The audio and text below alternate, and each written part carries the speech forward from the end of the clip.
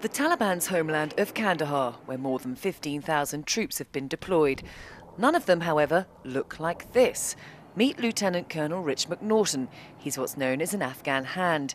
His mission? To live, eat and breathe everything Afghan in order to build up relationships and get a better understanding of the problems Afghans face and help them come up with an Afghan solution.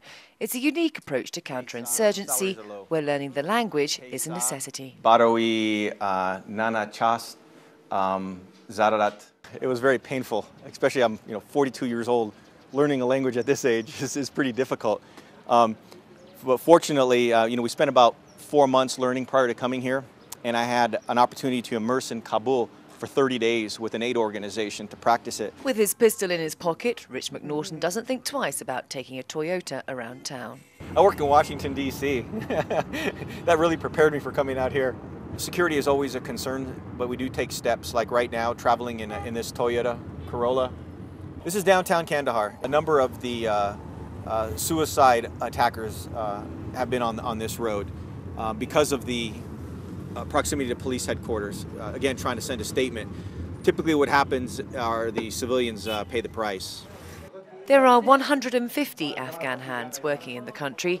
It's a US program where volunteers sign up to spend 3 years out of 5 deployed here. Rich McNorton works closely with figures from local government, such as the city's Mayor Hamidi, and this man, Kadim Patial, who's the director of the Information and Culture Department. It's a privilege working with these guys, and you asked me earlier about wearing my body armor. I mean, these are the brave guys. Patial, I mean, he stepped right into the place of a person who was assassinated by the insurgents because he worked for the government, because of the culture, because of bringing music. And he believes in it, and he's breathtakingly passionate about it. And so, we're all in this together. The majority of Rich's work is centered around helping the local government to communicate better with Kandaharis. This building right here, during the Taliban regime, was used as the operations center for their military action.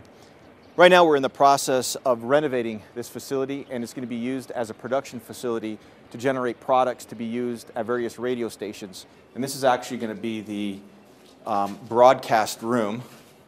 And this was where the actual operations for the Taliban were planned and monitored in this room here. So I think it'll send a nice message out to the insurgents.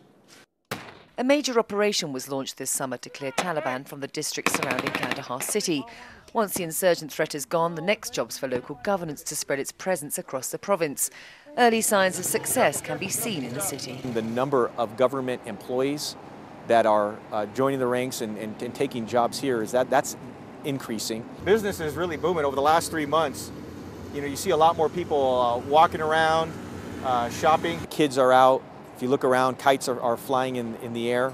I believe security is going to be a concern for many years to come, but the population is starting to become more confident in their own security forces' ability to protect them. Rich McNorton's first year of deployment's up next Easter, but he certainly feels quite comfortable about coming back. The whole idea is these relationships that I'm building and working with the government employees, the Afghan security forces, it's for long term. As a matter of fact, I'm going to leave my running shoes and my labase Afghani, my Afghan clothes. I'm planning on leaving all that stuff here. So next time I come, I can pack real light. Mel Preen in Kandahar, Afghanistan for the NATO channel.